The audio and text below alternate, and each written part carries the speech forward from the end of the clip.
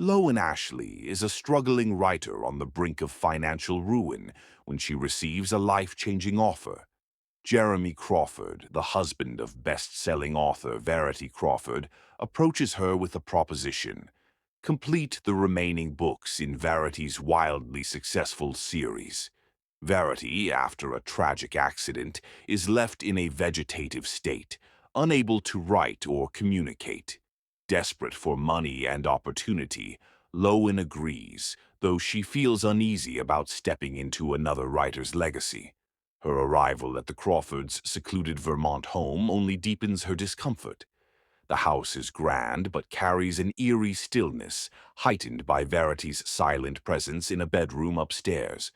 Jeremy, a handsome but grieving man, is caring for his wife while also raising their young son, Crew, who survived the same accident that left Verity incapacitated. Lowen is struck by Jeremy's devotion, but also senses an undercurrent of tension in the house. As she begins sorting through Verity's office, Lowen stumbles upon an unfinished autobiography, one that was never meant to be seen by anyone. Curiosity gets the better of her, and as she reads, she uncovers horrifying confessions.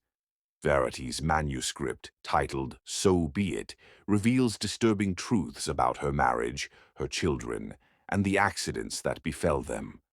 The words paint a picture of a woman who is not the beloved author the world admires, but a calculating, manipulative, and possibly dangerous figure. Lowen is torn.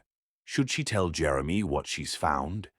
The manuscript suggests that Verity may have intentionally harmed her own children, two of whom died in tragic, suspicious circumstances before the accident that left her bedridden. The more Lowen reads, the more she questions whether Verity's condition is truly the result of an accident or something far more sinister. Meanwhile, her growing attraction to Jeremy complicates things. He is kind, vulnerable, and clearly in pain, but Lowen doesn't know if she can trust him. Is he a grieving husband trapped in a nightmare, or does he know more about Verity's secrets than he lets on? The tension in the house escalates as Lowen becomes increasingly paranoid, noticing strange occurrences, objects moving on their own, whispers in the night, and the unsettling feeling that Verity, though unresponsive, is watching her.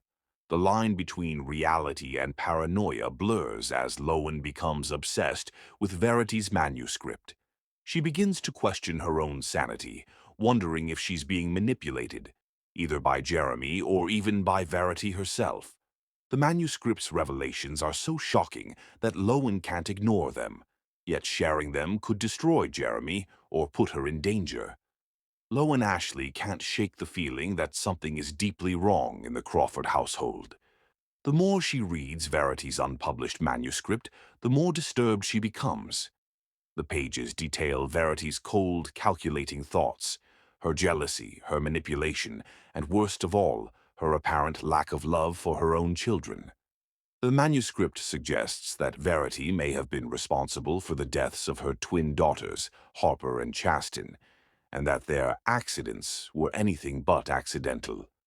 Lowen's growing attachment to Jeremy complicates everything. She sees the pain in his eyes, the way he cares for his disabled wife despite everything, and she can't help but wonder, does he know the truth about Verity? Or is he another victim in this twisted game? The tension between them builds, both emotionally and physically, until lines are crossed, leaving Lowen torn between guilt and desire. Then, the unthinkable happens. One night, Lowen wakes to the sound of movement in Verity's room. When she investigates, she finds Verity's bed empty. Panicked, she searches the house only to discover Verity standing at the top of the stairs, eyes open, staring directly at her. But before Lowen can react, Verity collapses, seemingly lifeless. Jeremy rushes in, devastated, believing his wife has taken a turn for the worse. But Lowen knows what she saw. Verity was awake.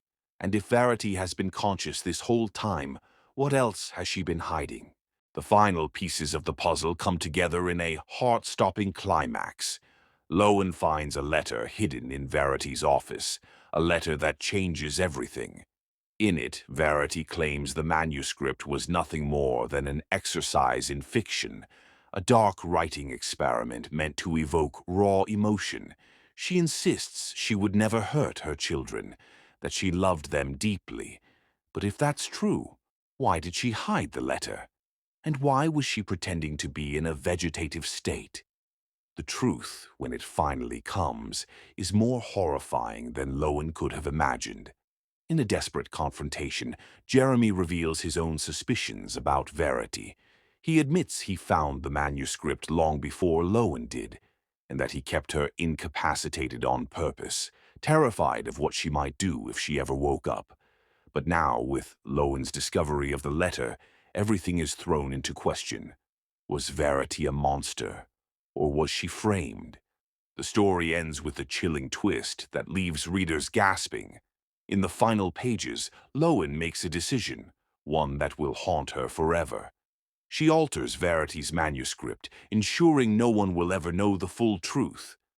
But as she walks away from the Crawford house, she can't shake the feeling that she's being watched. And in the last line of the book, we're left with a terrifying question. What if Verity was right all along? And that's the spine-tingling conclusion of Verity by Colleen Hoover. A story that blurs the line between love and obsession, truth and deception, leaving us wondering, who was really the villain? If you haven't read it yet, do yourself a favor and grab a copy. Just maybe leave the lights on while you read. Don't forget to like, subscribe, and let me know in the comments. Do you think Verity was innocent or guilty? Until next time, happy reading and sleep tight.